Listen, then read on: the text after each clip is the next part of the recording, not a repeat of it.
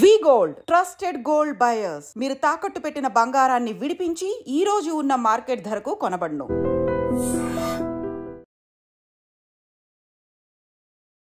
Hi hello నమస్తే, welcome back to our channel. నేను మీ వైషు. పెహల్గామ్ దాడి జరిగిన తర్వాత దేశం ఎంత తీవ్రతరంగా మారిందో మన అందరికీ తెలిసిన విషయమే. కానీ రీసెంట్గా ఇంకొక విషయం వెలుగులోకి వచ్చింది. మన దగ్గర ఉంటూ మన ఇండియాలో యూట్యూబర్గా కొనసాగుతూ కూడా పాకిస్తాన్ వాళ్ళకి సపోర్ట్ చేస్తూ, పాకిస్తాన్లో ఒక లవ్ స్టోరీ నడుపుతూ పాకిస్తాన్ వాళ్ళకి సపోర్ట్ చేస్తూ ఆవిడ వెలుగులోకి వచ్చిన విషయం తెలిసిందే. ఆవిడతో చాలామందికి రిలేషన్షిప్ ఉన్నట్టు పాకిస్తాన్ వాళ్ళకి ఆ విషయం కూడా తెలిసిన విషయం. కాకపోతే మరి అలాంటి సిచ్యువేషన్లో ఇప్పుడు మనం ఏం చేయబోతున్నాం? ఇలాంటి ఇన్ఫ్లుయెన్సర్స్కి, యూట్యూబర్స్కి మన దేశం ఎలాంటి చర్యలు తీసుకోబోతుంది? ఈ విషయం మాట్లాడడానికి ఈరోజు నాతో పాటు సోషల్ యాక్టివిస్ట్ కృష్ణకుమారి గారు ఉన్నారు. మేడంతో మాట్లాడదాం. Hello ma'am. హలో, నమస్తే. నమస్తే. బాగున్నారా? బాగున్నాను. సో మన దగ్గర ఉండి, అదే మన ఇంట్లో పెరుగుతూ మనకు వెన్నుపోటు పొడిచారు అన్నట్టు ఆవిడ మన దగ్గర ఉండి మన దగ్గర యూట్యూబర్గా చలామణి అవుతూ కూడా పాకిస్తాన్లో వాళ్ళతో లవ్ స్టోరీ కొనసాగించి జస్ట్ ఈ ఘటనకు 2 నెలల ముందు కూడా ఆవిడ పాకిస్తాన్కి వెళ్ళొచ్చినట్టు కూడా న్యూస్ చెబుతుంది. మరి వాళ్ళని ఏం చేయాలి అసలు? అంటే మన దగ్గర ఉంటూ అనే మాట వాడకూడదు నిజానికి. ఎందుకంటే మన దేశంలో పుట్టినవాడు మన దేశంలో ఉండకుండా, మన దేశ పౌరురాలు కదా. కాకపోతే ఇక్కడ కొరవడింది ఏంటి అంటే దేశభక్తి కొరవడింది. రైట్. ఆమెకు దేశభక్తి లేదు, అంతే. దేశభక్తి లేదు, చిత్తశుద్ధి కూడా లేదు. ఇక నీతి నిజాయితీ అంటారా, ఇక ఎన్నైనా అనొచ్చు ఆమెని. సరే, ఇలాంటి వాళ్ళు ఈమె అని అనుకోవద్దు. ఓకే. ఇలాంటి వాళ్ళు చాలామంది ఉన్నారు. అధికారుల్లో కూడా, మన దేశ అధికారుల్లో కూడా, సైన్యంలో కూడా అటువైపు ఒప్పందించే వాళ్ళు ఉంటారు. అలాగే ఆ దేశంలో మనకి సహాయకారులుగా ఉండేవాళ్ళు కూడా ఉంటారు. రైట్. గూఢచారి వ్యవస్థ ఉంటుంది కదా. పాత రోజుల్లో వేగులు వాళ్ళు అనేవాళ్ళు వాళ్ళని. ఓకే. ఒక రాజ్యంకి మీద దండయాత్ర చేయాలనుకున్నప్పుడు రాజు పంపించేవాడు వేగులు వాళ్ళని. పంపించి ఆ దేశంలో పరిస్థితులు ఎలా ఉన్నాయి, ఆ రాజు యొక్క బలం ఏంటి, బలహీనత ఏంటి అని కనుక్కుని రమ్మని చెప్పి పంపించేవాడు. ఆ వేగులు వాళ్ళు ఇచ్చిన ఇన్ఫర్మేషన్ బట్టే వీళ్ళు యుద్ధానికి వెళ్ళాలా వద్దా అనేది డిసైడ్ చేసుకునేవాళ్ళు. అంటే దీన్ని బట్టి అర్థం చేసుకోండి. ఇప్పుడు రీసెంట్ డేస్లో అది గూఢచారి వ్యవస్థ అయింది. అయితే ఇప్పుడు ఈమె మన దేశ పౌరురాలు అయ్యుండి పాకిస్తాన్కి గూఢచర్యం వహించింది. కరెక్ట్. అయితే ఇదివరకు రోజుల్లో ఇలా చెయ్యాలి అంటే చాలా స్కిల్ కావాల్సి వచ్చేది. చాలా స్కిల్ ఉండాలి. ఇప్పుడు జస్ట్ ఒక యూట్యూబర్ అయితే చాలు, ఏమైనా చెయ్యొచ్చు అనే దాకా అంటే పరిస్థితి ఈరోజు మనకి కనిపించింది. ఈ జ్యోతి మల్హోత్రా అనే కాదు, ఇంకొంతమంది యూట్యూబర్లు కూడా పాకిస్తాన్కి అందించవలసిన సమాచారాన్ని అందించారు. దానికి తగ్గ చిల్లర డబ్బులు కూడా తీసుకున్నారు అని తెలిసింది. రైట్. అయితే అసలు ఇది తప్ప ఒప్ప ఇలా చేయడం అని ఆలోచిస్తే గనక, అసలు మనిషికి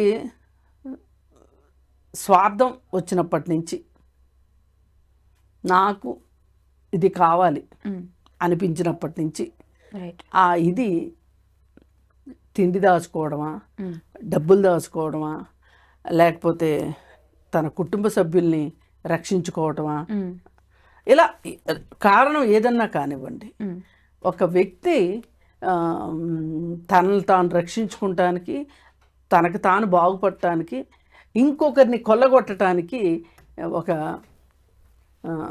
ఏదో ఒక అవకాశాన్ని వినియోగించుకుంటారు.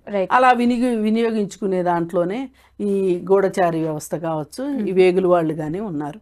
అందుకని జ్యోతి మల్హోత్రా ఏదో భూమి పుట్టిన తర్వాత ఈమె మొదటిసారిగా ఇంత దుర్మార్గం చేసేసింది, అన్యాయం చేసేసింది అని చెప్పి అనేకన్నా కూడా ఇది మనిషి స్వభావం, మనిషి యొక్క అమ్ముడుపోయే స్వభావం.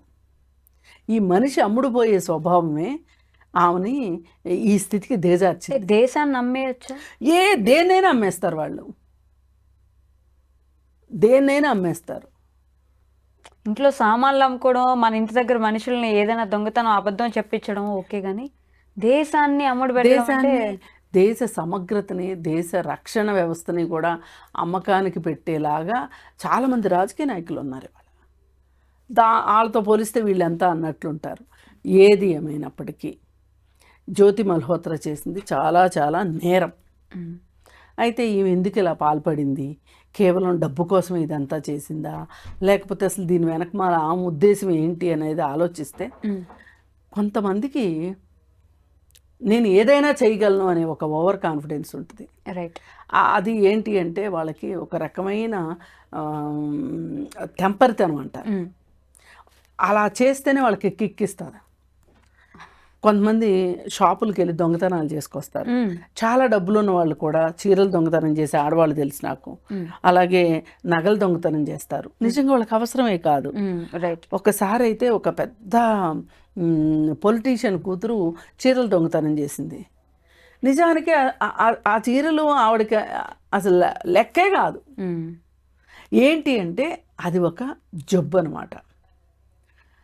అయితే దాన్ని దీంతో కూడా కంపేర్ చేయలేము ఒక రకంగా. ఇప్పుడు ఈమెది ఏంటి అంటే నేను ఒక సాహసోపేతమైన పని చేశాను, నేను ఒక అడ్వెంచర్ చేశాను. ఏంటి దేశాన్ని నమ్మడం అడ్వెంచర్?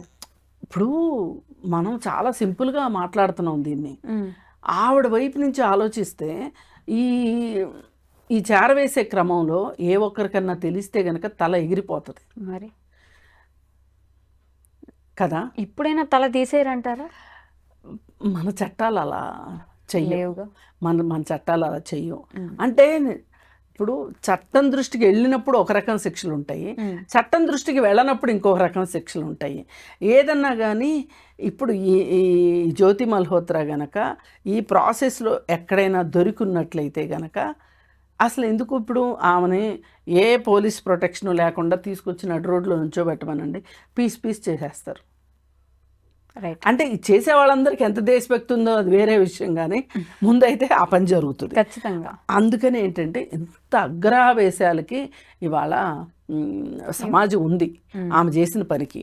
పాకిస్తాన్లో పెళ్లి చేసుకోవాలి అని వాళ్ళ ప్రియుడికి కూడా చెప్పిందంట అప్పట్లోనే. నేను పాకిస్తాన్లో మన ఇద్దరం పెళ్లి చేసుకున్నాం. ఇప్పుడు పతనం అండి ఇదంతా. ఈ పతనం ఒక చోటే ఆగదు. కాకపోతే ఉన్నంతలో బెటర్ ఏంటంటే గుడ్లో మెల్ల అన్నట్లు ఈ జ్యోతి మల్హోత్రా గనక ఒక ముస్లిం అయ్యి ఉంటే గనక వీళ్ళు ముస్లిం కాబట్టి వీళ్ళకి దేశభక్తి లేదు అని ఉండేవాళ్ళు. రైట్. ఇప్పుడు ఆమె హిందువే కదా, హిందూ మతానికి చెందిందే కదా. మరి ఈవిడ చేసింది, మరి ఆ మాట అనగలుగుతామా? ఇప్పుడు అనలేము. అందుకని ఒక రకంగా ఒక అతను శ్రీకాకుళంలో యాసిన్ రైట్ చేస్తున్నాడు, వాళ్ళ ఫాదర్ కూడా సాయం చేశాడంట. ఎందుకు చేస్తున్నారు వీళ్ళు? వీళ్ళని ప్రేరేపిస్తుంది మతం ఒక్కటేనా? మతం కోసమే చేస్తున్నారా వీళ్ళు? డబ్బుల కోసం చేస్తున్నారా? ఇందాక నేను అన్నట్లు ఒక మానసిక తృప్తి కోసం చేస్తున్నారా అనేది ఎవరికి వాళ్ళకి విడివిడిగా ఉంటాయి. ఏదేమైనా వీళ్ళని మట్టు కఠినంగా విచారించాల్సిందే, ఇట్లాంటి వాళ్ళని శిక్షించాల్సిందే. ఎలాంటి శిక్ష వేస్తే నెక్స్ట్ మన వాళ్ళు ఇంకా అట్లాంటి గూఢాచారం చేయాలంటే భయపడతారు? అసలు కాదు, నేను చెప్తా వినండి మీకు. ఉరి శిక్ష కన్నా పెద్ద శిక్ష ఏముంటుంది? ఏముండదు కదా. రైట్. ఇప్పుడు నిర్భయ నిందితులకి ఉరి శిక్ష వేశారు, మరి అత్యాచారాలు ఆగాయా? ఆగలేదు. అందుకని ఒక మనిషిని కంట్రోల్ చేయగలిగే శిక్షలు ఉన్నాయి అని అంటే నేను నమ్మను. రైట్. అంటే ఏది ఆపలేదు. కాకపోతే ఇక్కడ కావాల్సింది ఏంటి అంటే ఏ వ్యక్తికైనా నేనేం చేస్తున్నాను, ఎందుకు చేస్తున్నాను, ఎవరి కోసం చేస్తున్నాను అనేది ఉండాలి. అది ఉంటే ఇంత దారుణం చేస్తారని అనుకోలేము. రైట్. ఈమె సమాచారాన్ని ఇవ్వడం వల్లనే అంత పెద్ద దాడి జరిగింది అంటే కూడా నేను నమ్మను, ఒప్పుకోను. ఎందుకంటే ఈమె ఒక చెయ్యి వేసింది అంతే. చాలా కారణాలు ఉన్నాయి ఆ పహల్గాము జరగడానికి. అసలు లోకల్ పీపుల్ సపోర్ట్ ఉంది. అసలు లోకల్ పీపుల్ ఎందుకు సపోర్ట్ చేస్తున్నారు, ఇది ప్రభుత్వం ఆలోచించాలా అక్కర్లేదా? ఆలోచించాలి కదా.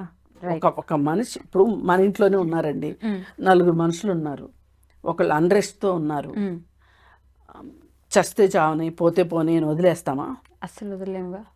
మాట్లాడతాంగా కూర్చోబెట్టి, అసలు నీ అంట్రెస్ట్ ఏంటి, నువ్వు ఇప్పుడు ఏం కోరుకుంటున్నావు, నీకు ఇప్పుడు ఏం కావాలి అని ఒక డైలాగ్ నడుస్తా లేదా? భార్యాభర్తల మధ్యలో కావచ్చు, తండ్రి కొడుకుల మధ్య కావచ్చు, తల్లి కూతుర్ల మధ్యలో కావచ్చు, కుటుంబ సభ్యుల మధ్య ఒక డైలాగ్ అయితే నడుస్తుంది. ఏంటి, ఏం జరిగింది అసలు, ఏం జరుగుతుంది అసలు ఇంట్లో? మరి అలా కాశ్మీర్లో ఉన్న వాళ్ళతో ఉగ్రవాదులు అనండి, లేకపోతే అసమ్మతివాదులు అనండి, అలాంటి వాళ్ళతో మాట్లాడింది ఎక్కడ ప్రభుత్వం? ప్రభుత్వానికి అంత తీరిక లేదు. అందుకోసం ప్రభుత్వం తప్పు, దీనిలో ఈ పెహల్గాం జరగటానికి ప్రభుత్వం తప్పు కూడా ఉంది.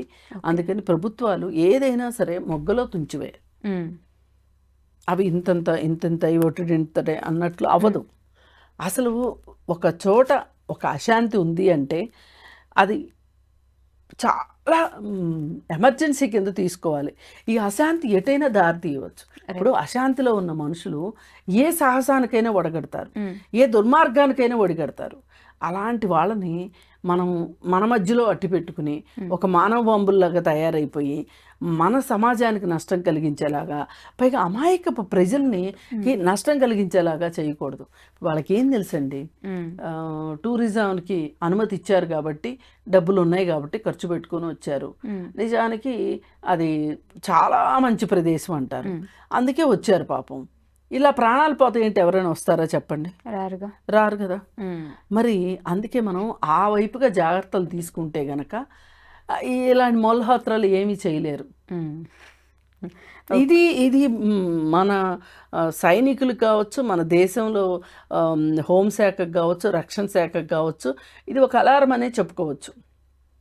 రైట్. అలాగే మన సైన్యం నుంచి కూడా కొంతమంది పాకిస్తాన్లో ఉంటారు, గూఢచారులు ఉంటారు, ఉంటారు. అందుకని ఏంటి అంటే అన్ని దేశాలు అవలంబించేది ఇదే. ఏది ఏమైనా ఇప్పుడు మనకి దెబ్బ తగిలింది కాబట్టి మనకని ఎప్పుడుతుంది, మనం బాధపడతాం. Exactly. Okay ma'am, thank you so much. Thank you. నిజంగా ప్రస్తుతం ఉన్నటువంటి సమాజం దేనికి ప్రయారిటీ ఇస్తుంది? ఆర్థిక సంబంధాల చుట్టూ మాత్రమే తిరుగుతోంది. మళ్ళీ ఎన్నికలంగానే చాలా విరక్తి కలుగుతున్నాం. మంచి అనిపిస్తుంది కదా, లేడీస్ కూడా ఛాలెంజింగ్ జాబ్స్ చేసినప్పుడు చాలా బాగుంటది. ట్రాఫిక్ అసిస్టెంట్స్ గా నియమించిన ట్రాన్స్జెండర్స్ అందరితో సాల్యూట్ చేయించుకుంటున్నారు. ఫుడ్ డెలివరీ ఇవ్వటానికి వెళ్ళినటువంటి డెలివరీ బాయ్ అనిల్ పై కళ్ళ ముందు